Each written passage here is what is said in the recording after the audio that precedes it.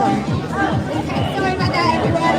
In the middle of the soup, I forgot to switch on YouTube, but it has been live on Twitter. Anyway, we come to Sheffield because there are some incredible women here, and loads of incredible women who've been fighting the good fight for a very, very long time. And one of them is Anna Reid. Who's helped organise this today, and the lovely Sammy. So excited for a cheer. You might have to do the biggest cheer you've ever done. Ready?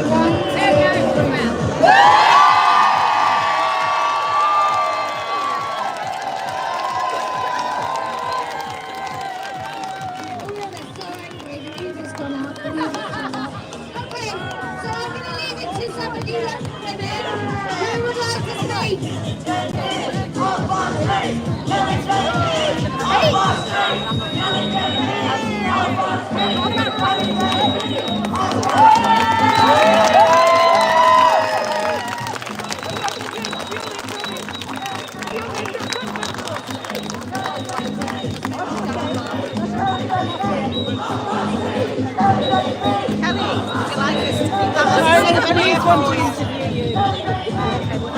Have you seen those two guys from the police there? Those two guys in the middle of the police carrying something.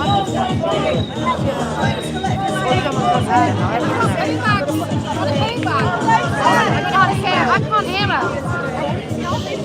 Wait. Yes. They're not coping with this one.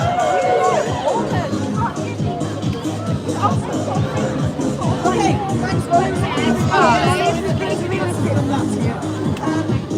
Lots of people will say I shouldn't speak here today. Those men over there, they say I shouldn't speak. You can hear them. Some women will say I shouldn't speak. And they can shout it on the WhatsApps, I don't care. If anyone is telling you there are words you can't say, then you can't say them, or you can't say them too, you need to look harder who say that. It's designed to control you. When I was silenced by an abusive man, he told me no one liked me. Everyone thought I was stupid, from the gutter, a slag, bad mother, bitch. Well, you tell me, are you hearing anything different from those men when they shout TERF at us? I'm not. Same man, same dress.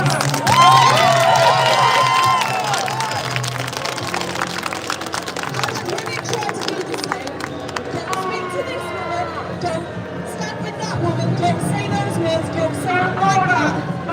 Well, this is Sheffield. I'll speak where I like, to who I like. And the man or woman who wants to stop me, it better be the boss.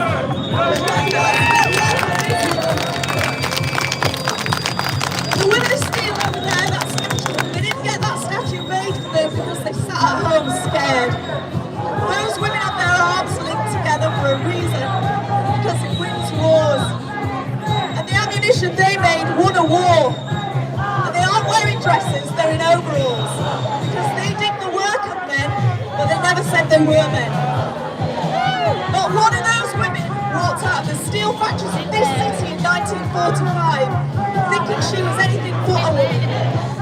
Because the men came back and they took that job back off her. So she knew exactly what sex she was. She'd been through the Blitz, pulled her life out of the rubble, and won a war. And she still got put back in her place.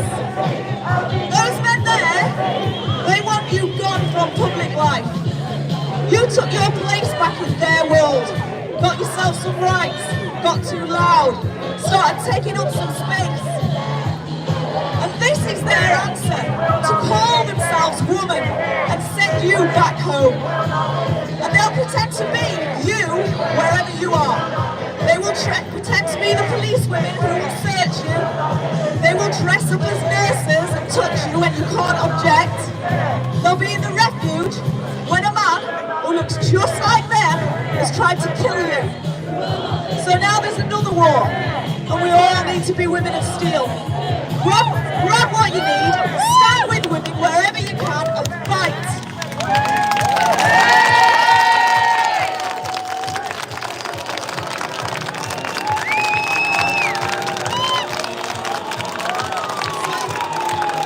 Our ammunition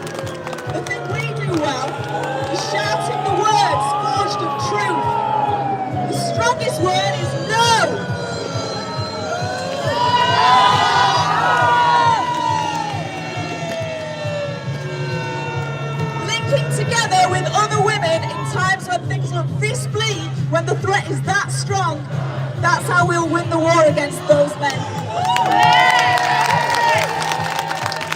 If any woman wants to link her arm in mine to win, she's welcome to. And if a woman wants to judge me for it, she can sod off. All she is doing is dividing the troops and telling us how to lose. And if you've ever been knocked to the floor by a man who hates you, and your bones broke by a man who wants to kill you, you know what that looks like. I do, and it looks like them. So keep getting back on your feet, like Jimmy, and you win. Keep saying the words he doesn't want you to, and you win. And we haven't got time to wait for the permission to win from the men or women who would divide us up into good women and bad women. Call me bad and I'll say thank you. Don't let anyone divide or distract you. Join the groups you want to. Speak to who you like about this. Get angry, get loud, and win this endless fucking war.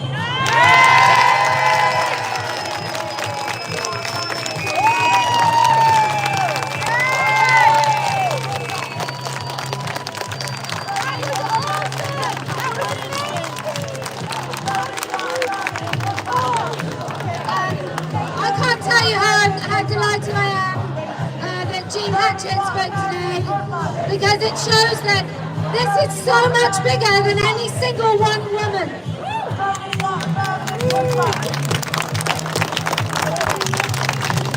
As much as I'd like it all to be about me, it's really about every one of us. Let me just tell you, if you're watching on YouTube or Twitter, just before we started, some fetishist, crazy young man decided to tip, I think it was organic or less salt, tomato soup, and can I just say, I do prefer Heinz.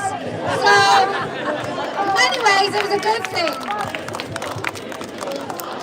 Now we're in Sheffield. I just want you all to know what two-tier fucking policing looks like. Now I'm happy for these people, the police that have come out today. Thank you so much. You obviously have no control over the fact that those arseholes are coming forward. And they're there. X marks the twat. But I don't look. What we saw, and some people may call them riots, and there were certainly some pretty bad people who used those protests as an excuse to say vile things and do vile things and break the law. But there were other people that genuinely wanted their right to go and protest. We would like our right to speak.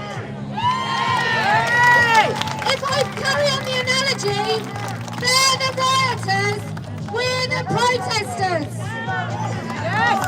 And I know, often, I'm accused of being in liege with certain people that I am not in liege with.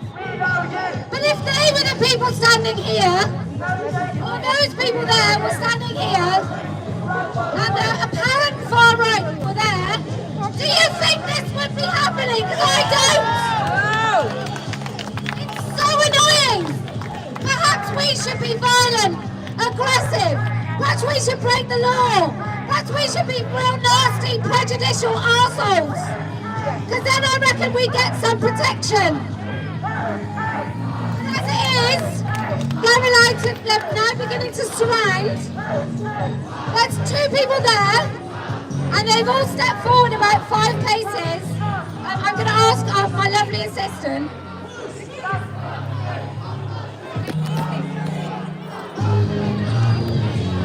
Can't hear you because you don't have a microphone. I do.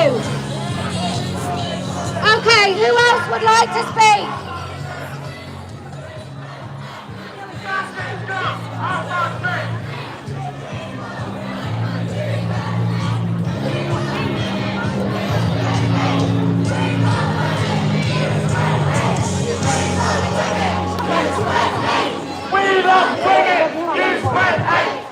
Hello everybody!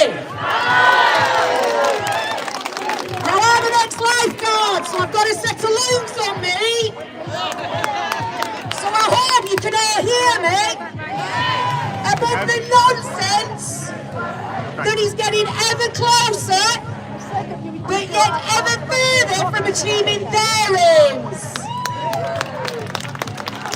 I am the granddaughter of an Irish woman who came here in the war to fight for England, and during that time she fought for her own rights as a woman, and that was in the 1940s.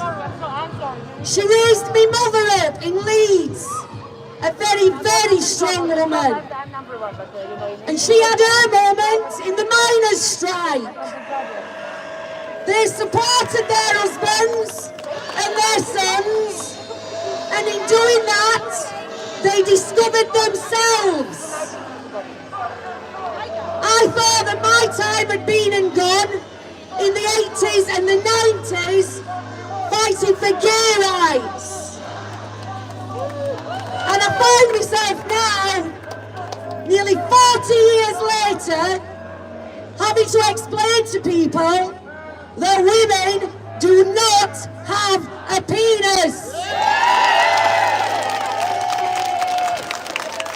A woman is not a hairstyle, she's not makeup, she's not a dress, as you can see.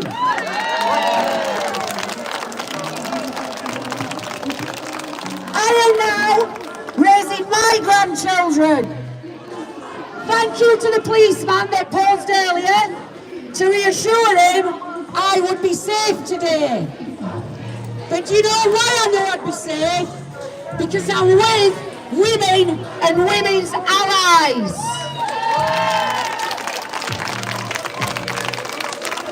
You might not have the courage to speak today, but I thank you for coming to listen. And in everything you do moving forward, talk to people, talk to other women, let them know what we're losing, because this isn't a gay rights.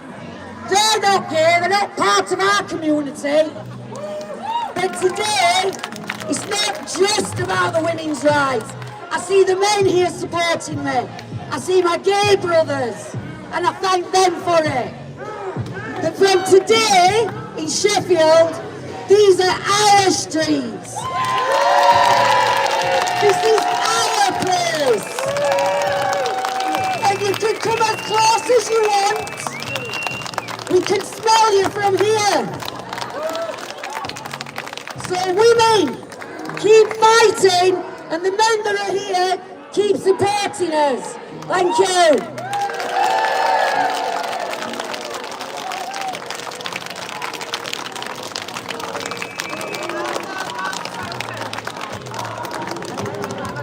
I'm not going to lie, they were shouting, "We love women." We're women.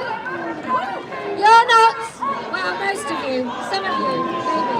I don't know if any of you have watched some of the Adam Curtis films on the Red Army. But oh my God, they're it, aren't they? It's really frightening.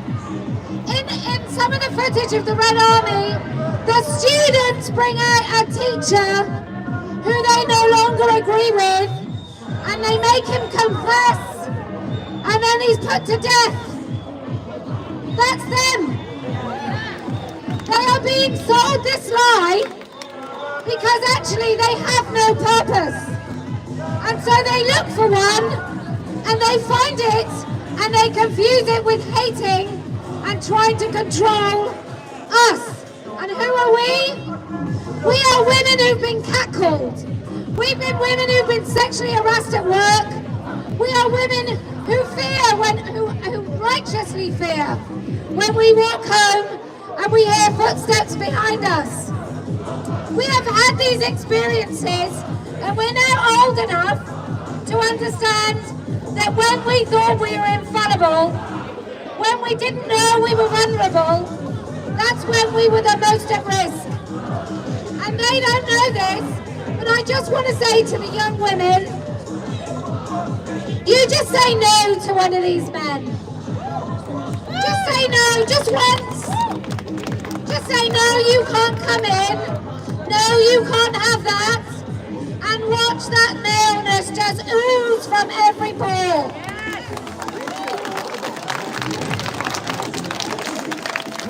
Oh, she's very excited over there. She's got big legs where her heart used to be. Who would like to speak? Don't be intimidated. I don't even care if you just want to say the alphabet. But we have to show them that we will not be cowed into silence. So if you want...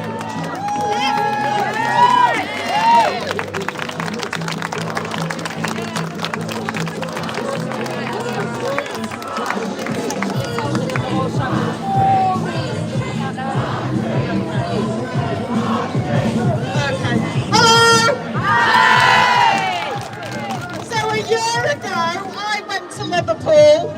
Yes, you did. Didn't intend speaking today either. So it's just the thoughts in my head as usual. In Liverpool, I spoke about rape in war, and I spoke about the sexual assaults in our NHS because they were relevant that week. Well, this week, what is relevant is paedophiles walking away. Now, if you think, like those people, that we are being mean and nasty talking about paedophiles, you're very wrong. Because it goes right back to queer theory. And those people there may have Judith Butler in their pockets, but they haven't fucking read it because it's unreadable. Because I'm kind, have read it all my life. Well, Butler, let's talk about that.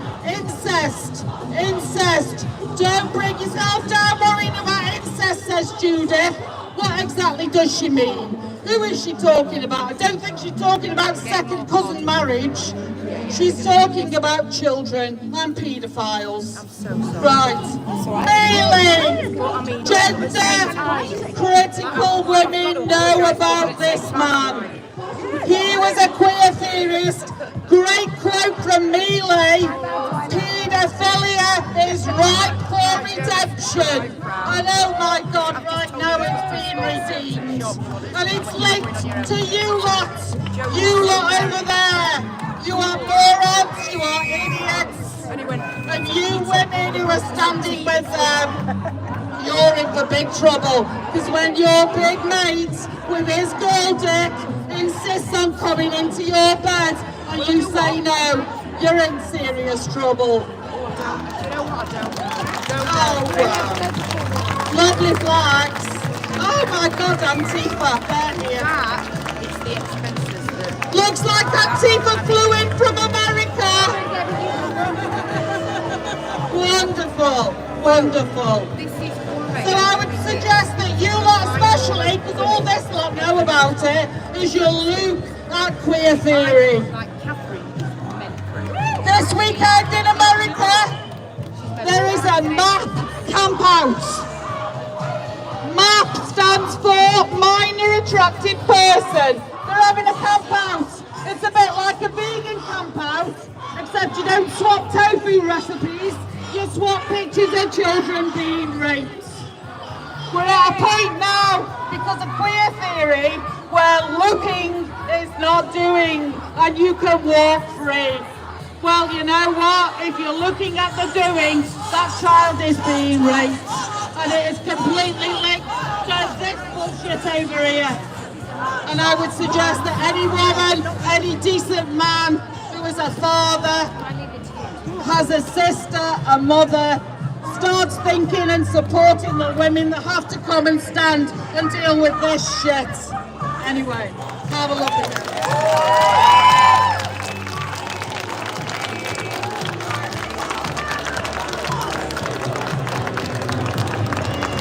I wish Julia was here with her sign which says, it's not all men, but it's definitely you. And you. And you. And you. I just want to ask the middle-aged women over there, what are you doing, ladies? And what is wrong with you? Have you tranced your kid? Is that what it is? Little Johnny came home after too much pornography at university. Now you feel compelled to stand out against women who think they don't want your son in our spaces. Because that's all I can come up with. That's all I can come up with today. Anyway, in schools across Sheffield, no matter what Labour say, there will be teachers keeping secrets from parents. There will be police allowed to search a female suspect when that policeman is a man who says he's a woman. In far too many police forces, notably on the south-east coast, there are AGPs in positions of power who use their position to go and needlessly speak to female victims of crime because they just say they're women and they have the right to do so. So I just want, look, I've said this before, I'm going to say it again. If you have an AGP, if you have a person with a pronoun badge in your workforce is no longer a place of equality. It's a place that's totally ideologically captured by a cult. Now that goes for... I still haven't got a doctor, by the way. That goes for GP surgeries. I recently heard a woman phone in for me on TERF Talk, and she'd gone and asked for a chaperone, or she was offering a chaperone in hospital. Well, she had an intimate exam. Who was a chaperone, you might ask? Well, it was a raging AGP. So the female chaperone to look after a female patient was a man with a fetish. When you go for any surgery in England, it might be the same in Wales and Scotland, but certainly in England, if you are put under, if you're anaesthetised and have a general anaesthetic, the hospital policy is to have a female with you at all times. Why would that be, you might ask? Well, because men can't be trusted. Not in mortuaries, or if you're on a table having an operation. Can I now say, with 100% certainty, that that female will always be female? No. And why not? Because a man with a fetish in your workplace is guided 100% in everything he does by his fetish. He will spend his entire working day and his entire social life looking for ways to satisfy the fetish. That's what Jimmy Savile did. That's what all the paedophiles do. And they have another paraphilia. I think it's closely related. I'm willing for somebody to do the research and tell me I'm wrong. Okay, who else would like to speak?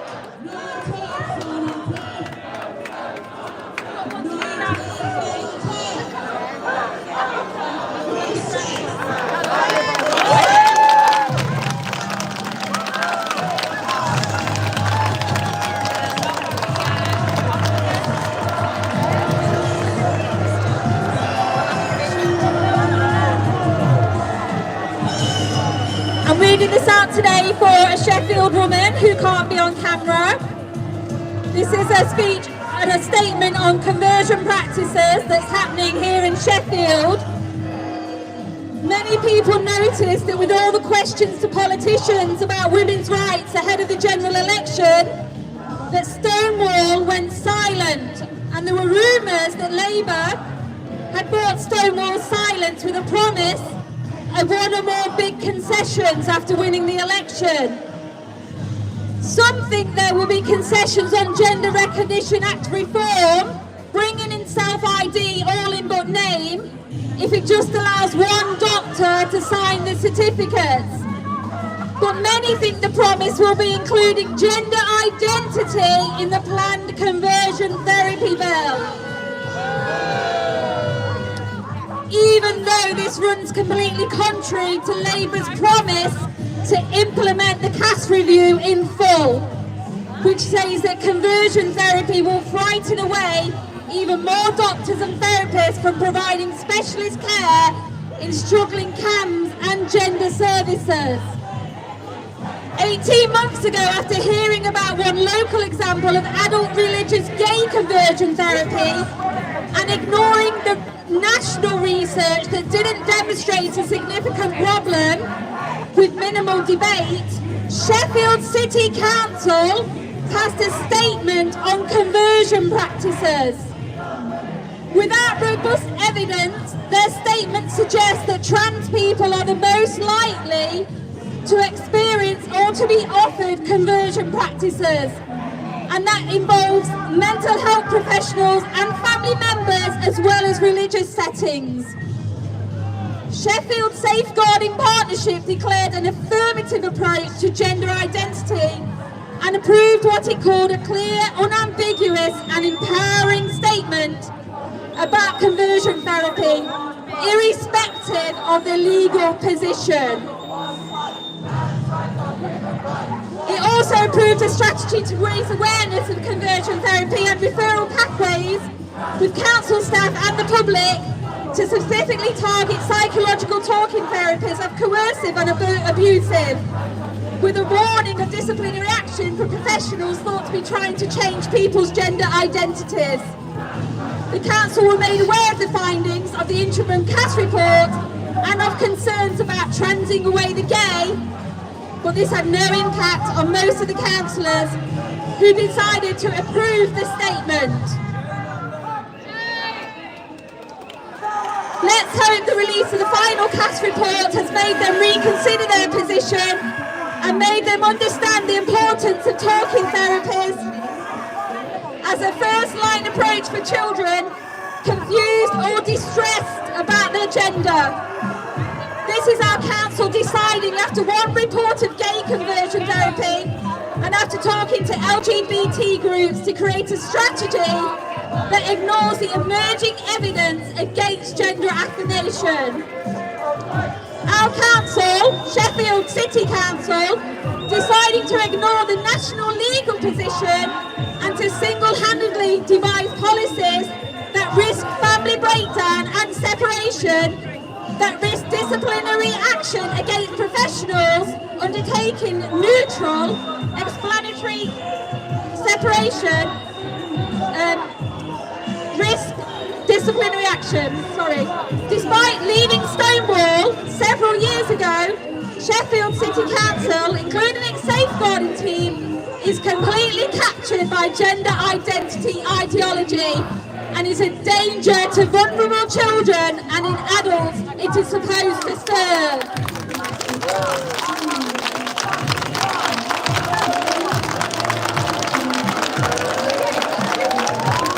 Oh yeah, boo for safeguarding, boo, safeguarding. Such a privileged bunch of people. Do you reckon they're all students? Because it just doesn't feel very Sheffield. What are you going to do today, Johnny? I'm going to go and protest women. It just doesn't feel very Sheffield. They feel like middle-class kids who just come in to spend mummy and daddy's money on some terrible hair dye.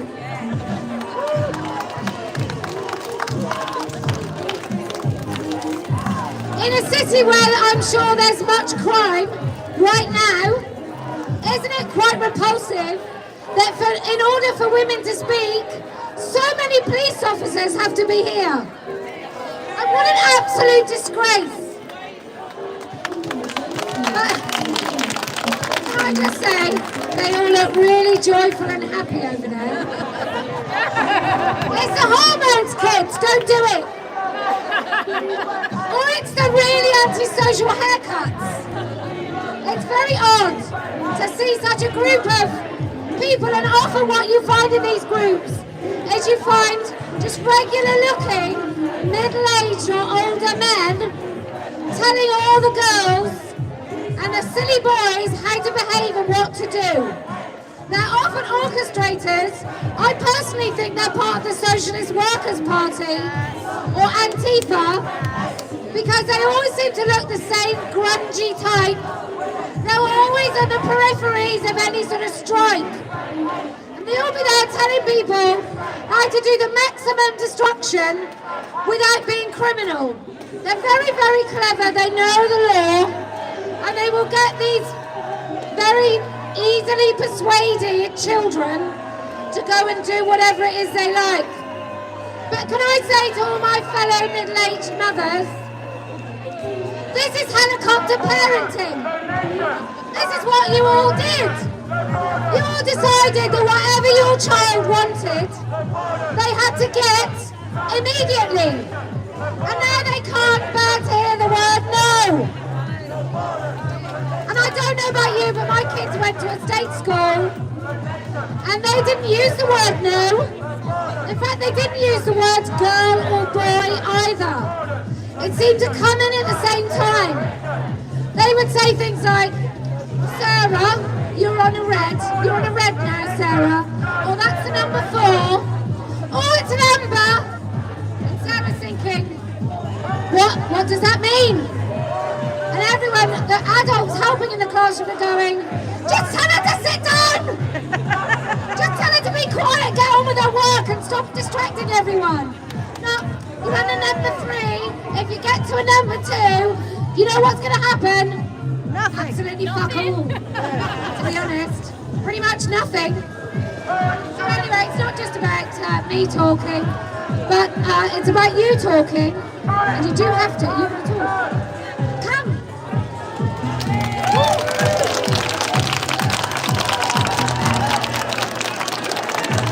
Hello everybody, this is going to be short and sweet. Nothing inspirational like you've already heard. I'm a mother, I'm a daughter, I'm a granddaughter. I have 2 young granddaughters. Chloe and Lily, this is for you. Surround yourself with women like this and not perverts like that.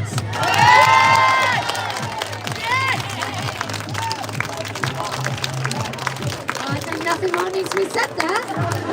Anyone else? Doing it. Go on, Annie. Go on, Annie.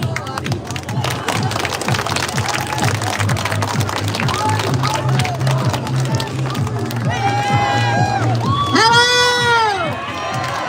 Amateurs! Can't believe I'm here.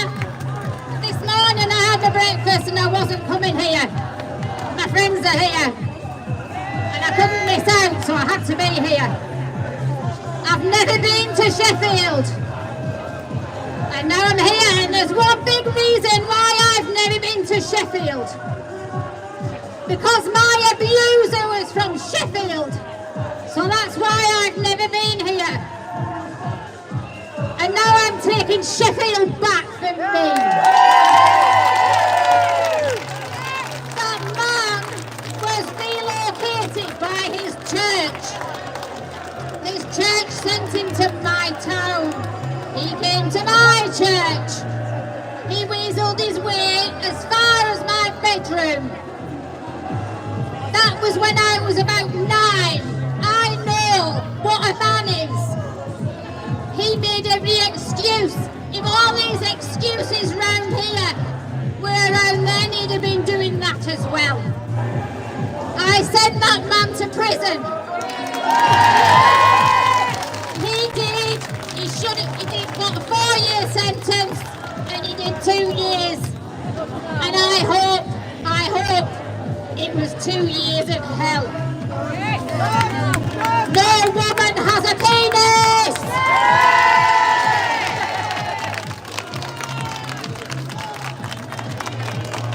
If you've just tuned in and you're wondering why I'm looking more Baywatch than normal, don't, it's true. It's because a bloke came and assaulted me with a... I'm trying to get a merchandising deal. Tomato soup, wear it or eat it. It's fine. So yeah, my hair's a bit of a mess. It's probably a bit orange actually. It's not like it hasn't happened before. Last time it happened, I got interviewed by Kellie and I went quite viral. So thank you to that bloke today. To To be honest, he looked like he could done with eating a tin of soup.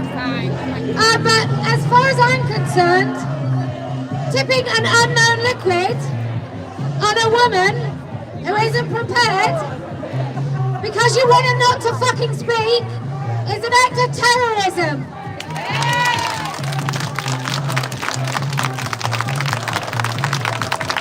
The motivation is a hatred of women.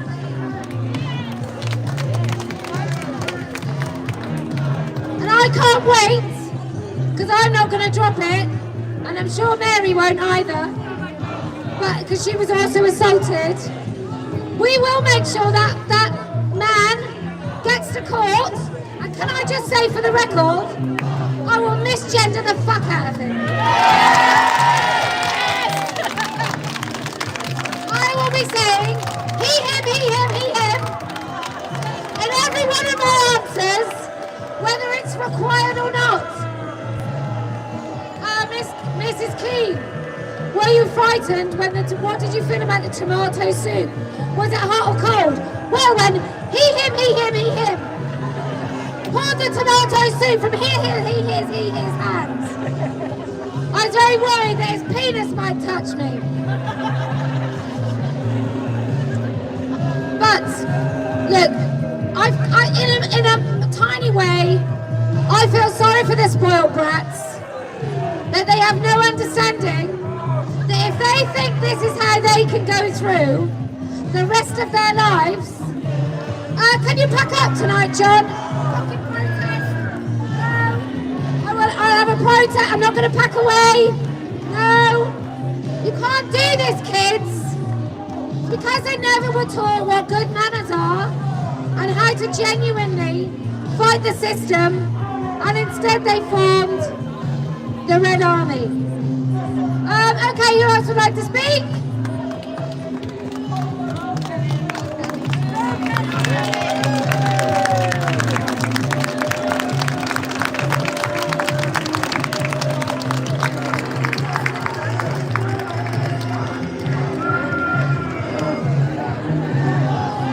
Hi everyone, my name's Kelly. You might know me already. I stood in the election in July. I just wanted to come and tell you about how I've got a business which is in counselling, because I know how powerful it is when people speak and they're heard.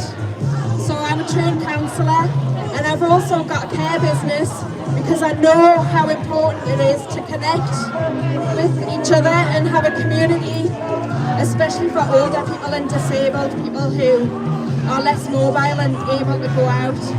So I started coming to Let Women Speak. This is my 8th event, and my first one was in Newcastle last year, and this is only the 2nd time that I've spoken, so I'm a bit shy. But I've been inspired by Let Women Speak, and standing in the election. It was hearing women. That's what made me stand in the election, and I wanted to carry on speaking after the election as well. So I've set up a podcast, and it's called In the Therapy Room. So linking to the counselling that I'm doing. So I'd really like you all to go on and have a look at Women Speaking. There's only 3 episodes out so far because I've only just launched it, but I'm looking for more guests, and it's basically on the same premise as Let Women Speak. Any woman can come and talk. Yeah, so that's all I wanted to say, and I've got some cards if you'd like some. Come and see me afterwards.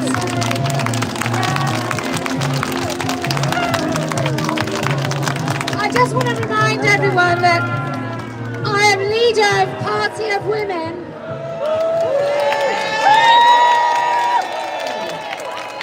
And what we seek to do is to repeal the GRA.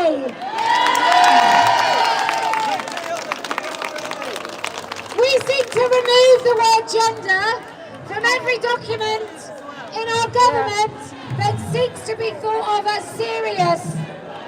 Because the word gender doesn't really mean anything. It's indefinable. but it's what all these kids bank on. So we want to remove it so biological sex is the only differentiation when it comes to policy and men and women. If you would like to change the political conversations in Sheffield Council, for example, then you have to stand for election. That's how it's going to work. There are many groups, not as good as this, but there are many groups who have been raising the consciousness of women for the last decade to try and tell them what's going on. And I consider this as sounding the alarm. But then what do we do with it when we know? How do we fight it? Well, we fight it with politics. Am I going to be the next Prime Minister? Probably not. Am I going to be talking with one in a couple of weeks? Yes, I am.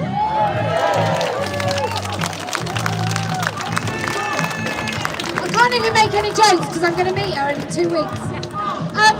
So I just want these conversations, for example, on the Foster panel board, and let me just make another warning here. Every single AGP that becomes a councillor that I am aware of joins all the children's committees and all the women's committees and all the committees which deal with vulnerable people. And what they do in those committees is they make it impossible for anybody just to talk truthfully about not wanting a man in those spaces. So you have to join so you can be the person in the room that says, sorry, you're going to send Derek round to Mrs. Jones' house for intimate care. Are you on crack? If you genuinely need someone on adoption panels, on foster panels, on care for the elderly panels, in charities like Help the Aged. Can I just say Help the Aged at the moment? They are making people write a living will who've got Alzheimer's. This is honestly true. So when those people forget that they had a sex change or body mutilation, however you want to call it, and they forget that they pretended they were a woman, it will say in their living will that the healthcare workers must not misgender them in an identity they wore for 10 years or so. So this is everywhere. So whatever your interest is, I beg of you, and I do think politics is the most effective way, but whatever your interest, I beg of you, join the board, get involved. If you care about elderly women in their care homes, go and be an advocate in one. If you care about children who've been fostered, go and join a panel. Find out what it means to get involved in these organisations. Because that's what they did.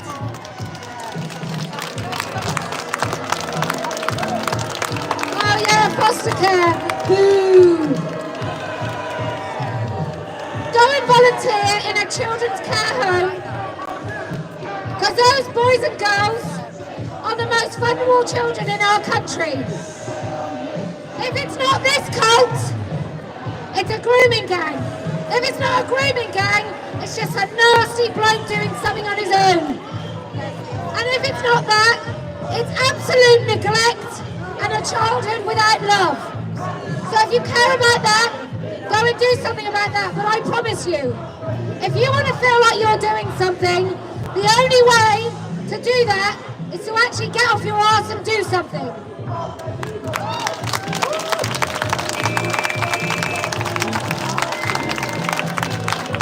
If you want to add to the fund for me to have a wash and blow dry, go to Let Women Speak and donate, because that's how we do all of this. And these jumpsuits don't wash themselves. Anyone else want to speak?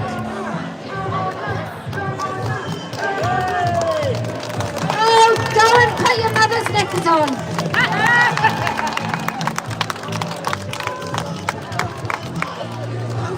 Right, can you hear me? Can you hear me? Right.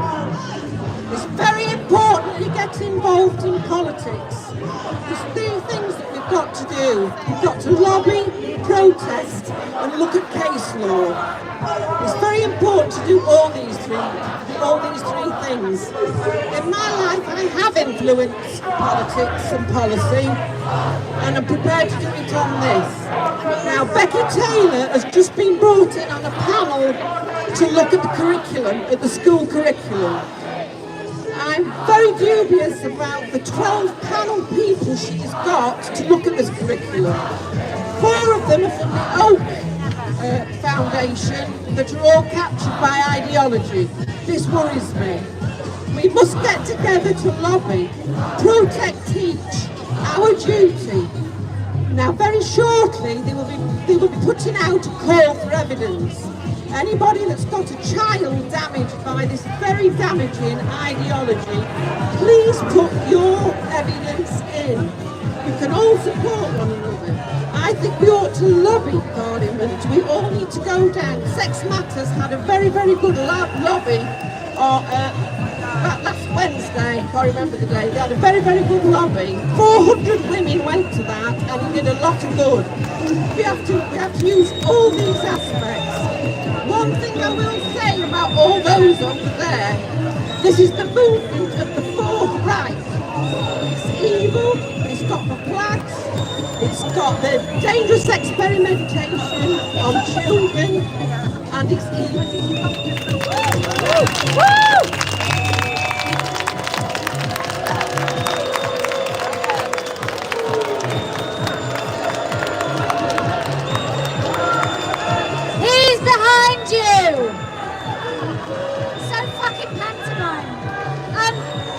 On a point of lobbying and politics, I guess all roads eventually lead to Rome.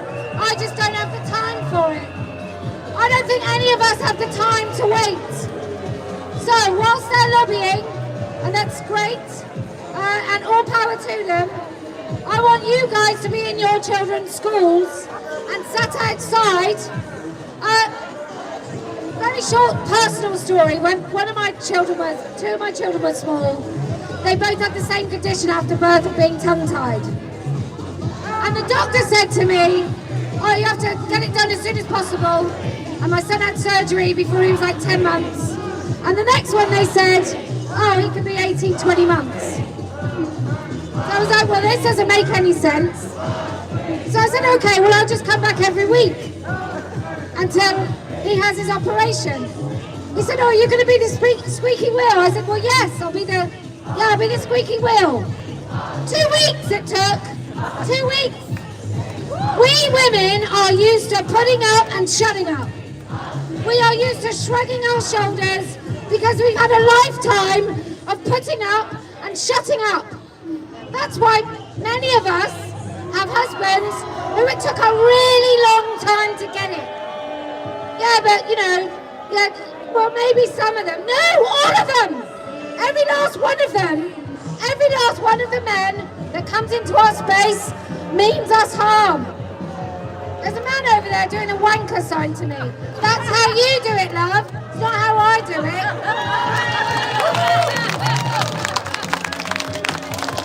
Says I feel his hand movements are far too long.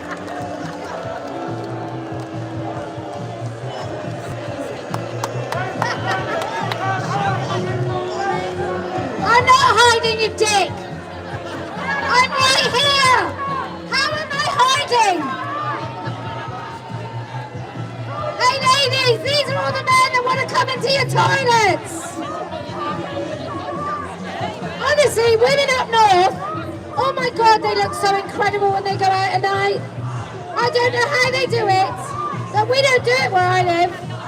But they look phenomenal. And they've got these curls and this beautiful makeup and these tiny dresses. And they feel so empowered, I'm sure, in order to wear such garments. And then they go in a toilet. There's some 56-year-old bloke in the same dress. With a bad wig.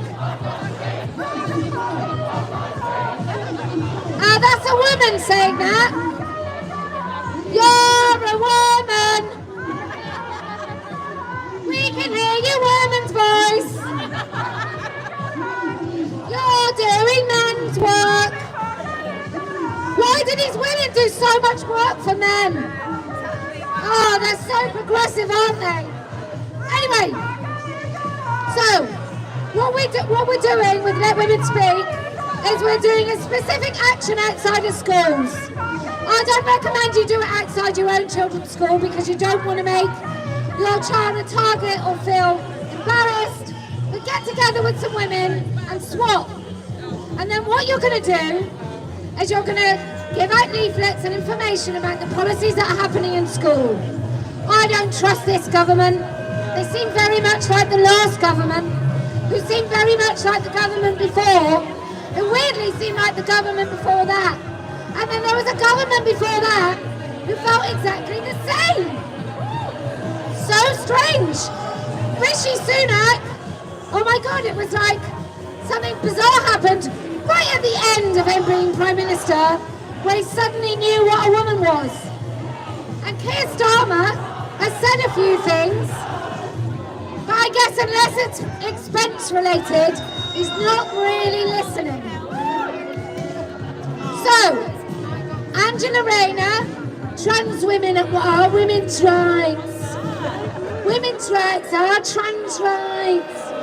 Angela Rayner, Deputy Prime Minister, doesn't know what a woman is, but we know she's a lawyer because she was a teenage mum, so we know she knows all too well what a woman is. She must have felt what a woman is her entire political life. So the Labour government, we can't trust them. We can't trust any single man speaking about this issue because I just don't think he gets it like we do. So ladies, we're going to have to do it.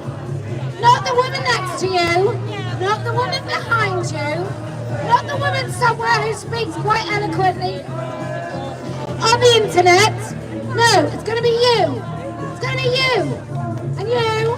And you. And Iris. She speaks all the time. Mary. Iris is 72. She looks so good. Anyway, anyone else? She's not. Anyone else want to speak? Yes?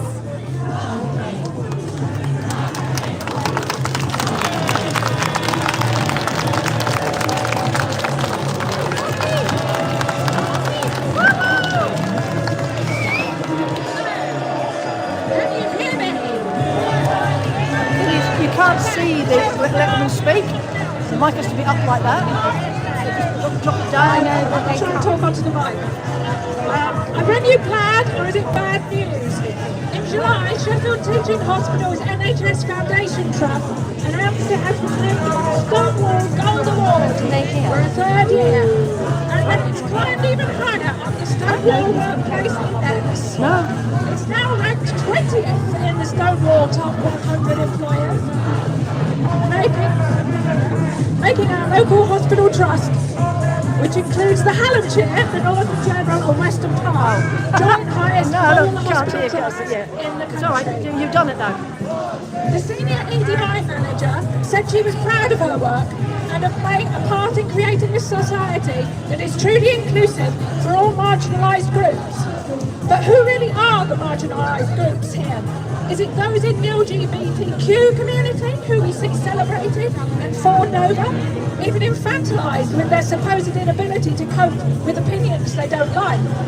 Or is it the mostly women who are berated and silenced for saying that biology is more important Maybe you have than to a get person's gender on the underside, and who speak LWS. up for women's sex-based rights? Yeah. That includes women in our local gender critical network, some of whom are here today, who work for these particular health providers, but who don't speak up as they fear for their reputations and livelihoods. 19,000 people work in these services, which includes a lot of women, and the vast majority know that sex is real and important, and it cannot be changed, but they're silenced and afraid. Let's have a look at the actions of the Trust, brought in to climb up Stonewall's greasy pole of tolerance and acceptance. We have the standard NHS Rainbow Pin badges scheme, but also the supporting trans, non-binary and gender diverse patients and staff guidance. This says that staff and patients should not face discrimination on the grounds of gender identity, which of course isn't a protected characteristic in the Equality Act. It also states that employees can start using gender-appropriate toilets and changing areas from the minute they transition in their gender role at work, and that's based on their gender presentation. In fact, the guidance goes so far as saying that no one has the right to ask a trans employee to leave a facility. If a person feels uncomfortable, they should consider removing themselves from the situation and seek advice from their manager or the EDI team. And staff even have a duty to keep updated and informed about gender and sexual diversity. Staff should be trained to understand the need for privacy and the importance of using correct pronouns, as well as using non-gendered language to avoid misgendering people from the start. The Trust is even working to make sure that all of its forms are gender neutral. Although it's hard to know if it understands biology, as it defines sex as a term used to denote male/female/intersex variations, which is largely based on visible physical differences and attributes. And these are hospital and community health service we're talking about, which are struggling to describe the differences between male and female. Any members of staff who refuse to use the name, pronouns or gender deemed appropriate by another member of staff will be seen as acting in a harassing and or discriminatory manner and may be subject to disciplinary procedures. And in good old Stonewall fashion, the Trust says we will go beyond our legal obligations to ensure that we create an environment that is inclusive and welcoming to all our staff and potential recruits. What could possibly go wrong? What about the Trust's responsibility to provide single-sex accommodation? It says that it does comply with this, although it constantly mixes up sex and gender throughout its statement, so it's hard to tell what's actually happening on wards. If single-sex care is being provided, no doubt single side rooms are being given to those with cross-sex identities rather than those that have a higher clinical need. And what about the staff, many of whom will be women? They don't seem to have any rights. They have to go along with this, including the loss of their single-sex toilets and changing spaces, or face disciplinary action. This despite the Trust's responsibility under the public sector equality duty to promote good relations between all protected characteristics. Women don't seem to get a look in here. And what happens when staff complain about these issues? Some of you may remember the legal case at the Northern General a couple of years ago, where a trans woman successfully claimed for discrimination on the basis of gender reassignment following events that happened in the female changing room. You may also know about the 8 Darlington nurses who are suing their trust for sexual harassment and sex discrimination because of the behaviour of an trans-identified man causing them distress. Again, this trust has a policy which allows trans women to use women's changing rooms. When the nurses complained, they were told by senior staff they needed to be re-educated. Women are being traumatised by their employers putting the feelings and desires of men ahead of their entirely reasonable need for privacy, dignity and safety. Why are women expected to put up with this? Why is it acceptable to threaten them if they won't go along with the madness that Stonewall and other LGBT organisations have infected our institutions with, saying employers have to go up beyond legal obligations in order to support trans people? It has to stop. It won't come as any surprise that Sheffield's guidance on supporting trans and gender diverse patients and staff is based on Brighton Hospital Trust's similar guidance. Sheffield used to have a schools transgender toolkit based on a Brighton schools toolkit. We got that removed from Sheffield maintained schools, and our next job is to protect our local NHS staff and get rid of this awful guidance too.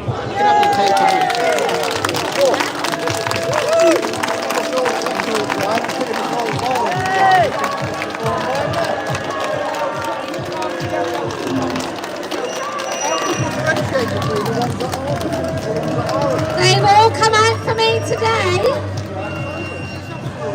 I don't know, and some people accuse me of narcissism. I must say I'm very full. My narcissism is overflowing today.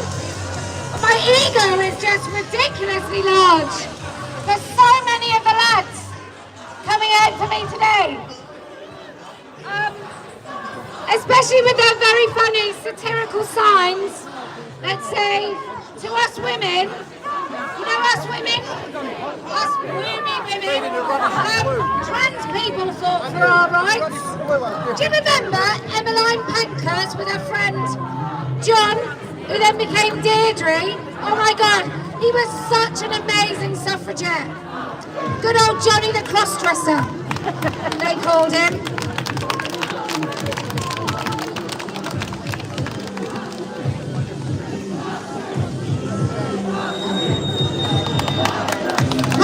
I wasn't going to speak today until something really annoyed me. This mob here, shrieking, are probably all students.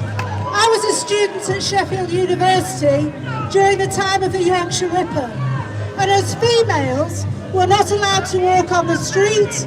We had buses from the student union. There was Reclaim the Night, because guess what? The Yorkshire Ripper went after women. And now we have these goons protesting and trying to shut us up. When women demand safety and single-sex spaces, they have no idea what being a woman actually is. Yay!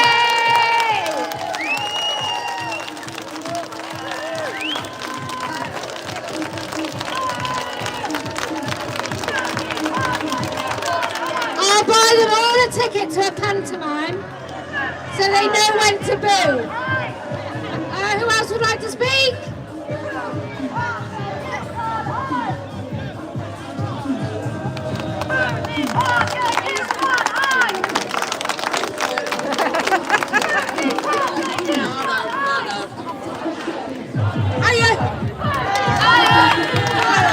Right, what I'm going to talk about today is a little bit inflammatory. Some folks, especially over there, probably won't like it because I'm just about to speak the truth, but hey ho. Right, so I'm going to talk about 20 million women who've been left and condemned to gender apartheid in Afghanistan. Afghanistan, where it's now literally illegal to be a woman. Where little girls as young as 6 are sold. And then we're going to go to Syria, where in 2,400 plus Yazidi women and girls are still missing after 10 years of genocide. And then we're going to go to Nigeria, where in February 2014, 276 schoolgirls were kidnapped by Boko Haram. 219, if I remember rightly, are still missing, presumed dead. They were kidnapped to be married off to Islamic militant fighters. And people aren't going to like me talking about this, but you know what? Kiss me arse. So, I've just gone off a bit of a tangent there. So in just all these countries alone, it is a crime against females in the name of Islam. I'm sorry. Oh, fuck off. So these girls are getting no education, they're getting no health care, they can't work, they can't now speak in public like us, they can't sing in public like us. Women are now being stoned to death in Afghanistan for the crime of being raped. This crime is seen as adultery. I can't remember which country it was in recently. A young girl was raped. They got her brother to rape the sister of the rapist. Fantastic. So now we've got communities in this country who want to bring in Sharia law. Another ideology to silence women and remove their rights. At the last count, there's between 30 and 85 Sharia councils in this country. So, women, start dressing modestly. course, otherwise, you'll be raped and beaten by your husbands because you're just property. These poor women even have to ask permission to marry if that's not been forced on them themselves. These women have to go to share a council to say, can I be divorced from the man that is raping and beating me? These women then can lose custody of their children because they are just the commodity in the house to bear children, to cook and clean and serve their masters. My husband's got no chance. What I also found out is that Muslim women are not allowed to pray in the mosque during their period because they are seen as unclean. I'm sure we have these huts, don't we, in Nepal, where the girls go in to have a period and die. But what I found online, these girls have to go through a cleansing ritual so they can actually go back into a mosque. Menstruating is not dirty. It is a natural thing that happens to women and girls all over the country. And then I'm going to come a little bit closer to home. Huddersfield, Rochdale, Telford, Blackpool, and so many other towns around this country and ones we don't even know about yet.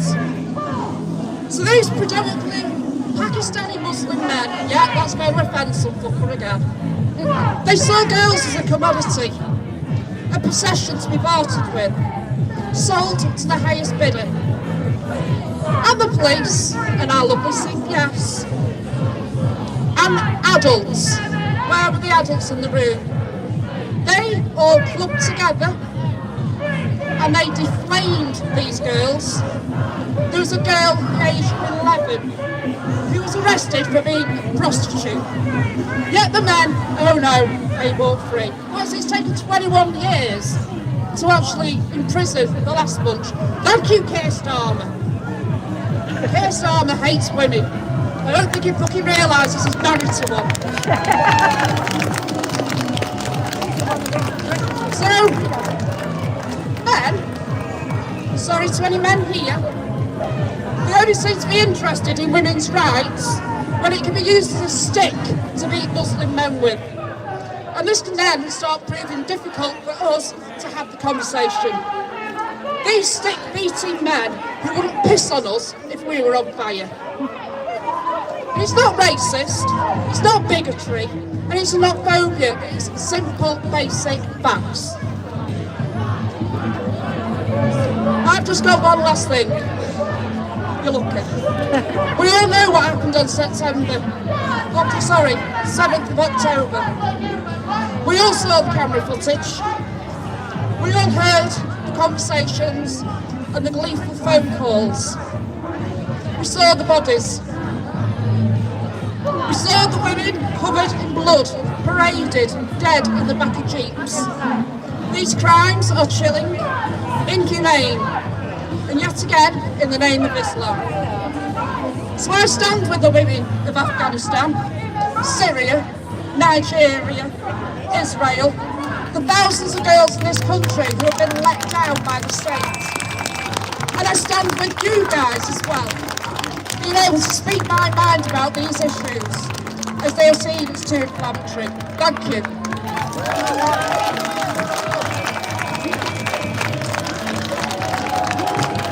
I'm going to continue a little bit on that theme. In the early 90s, I was doing my degree at Leeds University, and in the school I was teaching in, there were many different girls. Everyone had a divided community.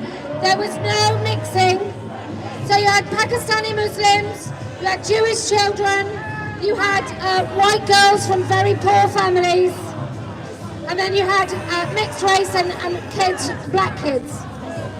I just want to tell you, the fear for the white girls, not even a fear, the expectation is that they would be, and these are their words, not mine, the words of the educational welfare officers and the teachers, that these girls would be on game. They would be child prostitutes. What could you do? Well, she hasn't been to school for 11 weeks. Well, she's on the game. Her mum's on the game. Her sister's on the game. It was said as if like, well, she likes McDonald's. There was nothing. For the Pakistani Muslim girls, there was a fear that after the summer they wouldn't return because they'd have been married off to a cousin or maybe even a closer relative, but usually a cousin back home in Pakistan. They'd be flown there without their knowledge and they would never come back to this country. So, that's our disenfranchised females in this country. Both are quite despicable, vile places for them to end up with no rights and no one giving a shiny shit about them, but two very different on the surface places for them to end up. But their futures remain very, very similar and their paths are very well trodden. Don't let anyone take your words. Don't let anyone characterise your words as phobic of any description. Keir Starmer has been using the words along with Sadiq, I think I might have ruined London, Khan. They want to bring back Islamophobia. You won't even be able to criticise Sharia law. Your words will be taken. You certainly can't criticise these degenerates because I'd like to there's a bloke there with pink hair. That bloke, I think that's a personal insult, which means it's criminal. I would say the one with the bad haircut, but you wouldn't know. I need to narrow it down. Oh, the middle-aged women, it just keeps doing my head in. There's a woman with grey hair right at the front and glasses saying, shame on me. Shame on me for what? Saying, no woman has a penis! No man has a vagina! There's no such thing as non-binary! And transitioning children is profound abuse! I'm also going to seek to find some place in law that says when people are talking, you can bring your shit music to try and stop people hearing them. That can't be part of the exchange. Otherwise, I could just go outside of any of their meetings and totally disrupt it with noise. It feels just improper. Anyone else want to speak?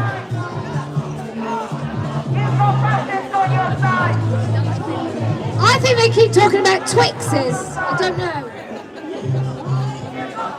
I've got fashion on my side, thank you. Posie Parker, you can't hide. You've got fashion on your side. Thanks so much. I made it myself. You can buy a t-shirt just like this at partyofwomen.org. I've always liked fashion, to be fair. Okay, anyone else? Otherwise I'm going to wrap up.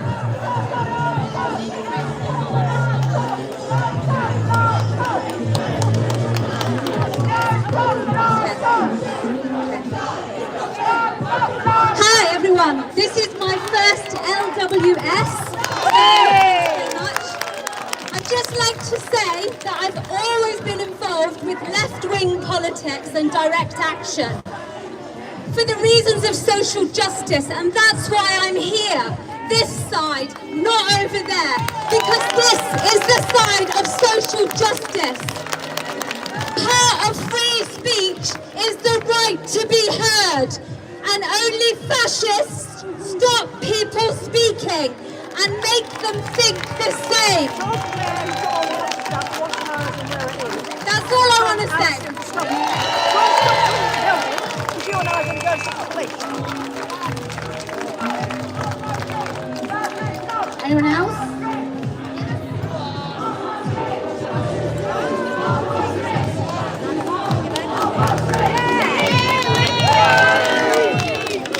Hi everyone. Just a quick one to say to come to our Northland event on Sunday the 13th of October in Morpeth in Northumberland. We've got loads of Tories crew here today as well. It's really nice to see you all there. I've been to loads of these events and, well, look at the knackers over there. Thank you.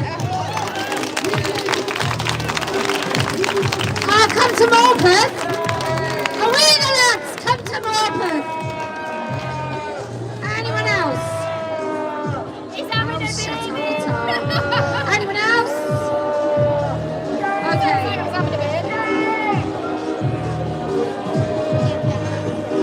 Well, we came here today because throughout your institutions, in Sheffield, in your council, in the schools, in the police, in the NHS, there are loads of activists like these arseholes over there who want men in women's spaces.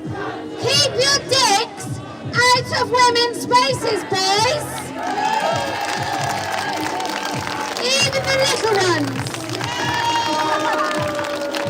Even the flaccid ones. Even the plucked to oblivion ones. All of them. No men in women's spaces. Now,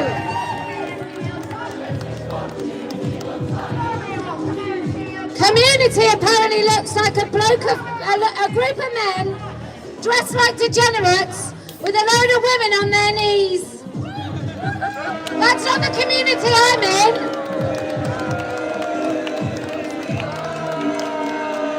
I'm in a community of women who have already put up with a load of teenagers, and we just rather think you're pathetic.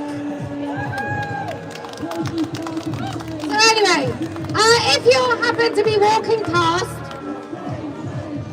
the people across there want to bind the breasts of your daughters. They want to make sure that every single women's space you go in, there's a fetishy pervert man. That's why we're here. So I'm going to say it one more time. No woman has a penis. No man has a vagina. There is no such thing as non-binary. And transitioning children is profound abuse. Right at the start of this, some fetishist decided to tip some soup on my head. I still smell a bit, but I'm nearly dry. And I realised I didn't even need to blow dry my hair. Look, if you can stand firm when a load of pathetic children come round and surround you and try and intimidate you into silence, then I promise we will win. If you can put up with the shouting, and in those moments of silence, when no one else will speak up, you find your voice, I promise we will win. And do you know why else we're going to win? Why, Posie? Why? All her stuff. Because All her stuff. I never lose.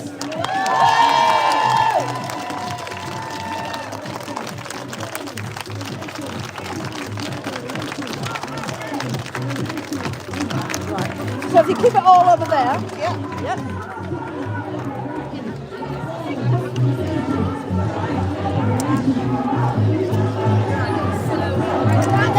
So this is yours. This is yours. Yeah. Yep. This one is? Yep, that's yours. Okay. It unclips in a couple of places.